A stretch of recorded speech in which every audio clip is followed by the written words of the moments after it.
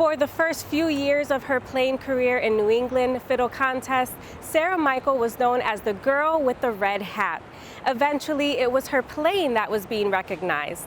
Today, Sarah the Fiddler, as she is more commonly known, combines the influences of classical, bluegrass, and Celtic music to create a unique style and sound.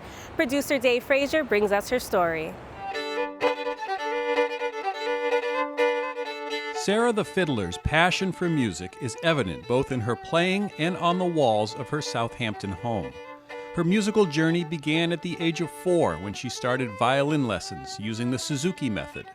By age 6, she was introduced to the fiddle and began competing in contests all over New England. I do recall getting my first violin at the University of Hartford at a Suzuki convention. I also vividly remember my mom inviting the entire family over to watch me for my first performance at my house and dropping it. Despite that little blunder, Sarah has continued to share her love of fiddle music all over the region, playing at festivals, in nursing homes, at weddings and parties. A quick side note for those who might be wondering, the words fiddle and violin are two names for the same stringed instrument.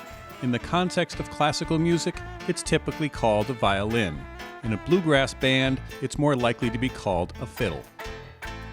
As a classical violinist, you kind of have to play by the rules, and you have to do things very specifically. And the beauty of fiddling is you can change it.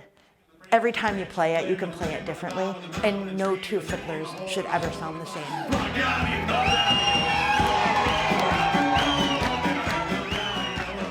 Sarah's fiddle collection started about 10 years ago and currently stands at 102, and of those, only 12 were made in the United States, with the oldest being made in 1870 in Boston. Every fiddle has a different story. Every fiddle has a different voice to tell that story. I have a couple that were made from pine wood, but usually it's spruce and maple that make up these instruments. Some sing a little more sweet than others. Some have a little bit more character. Some of the older violins have dings and show their scars. And to me, that's what makes them beautiful, that they're not pristine and perfect.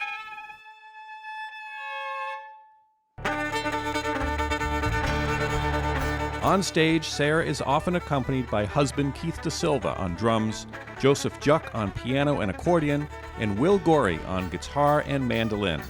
Their performances take audiences on a musical journey from old-time sing-alongs to lively polkas and rousing reels.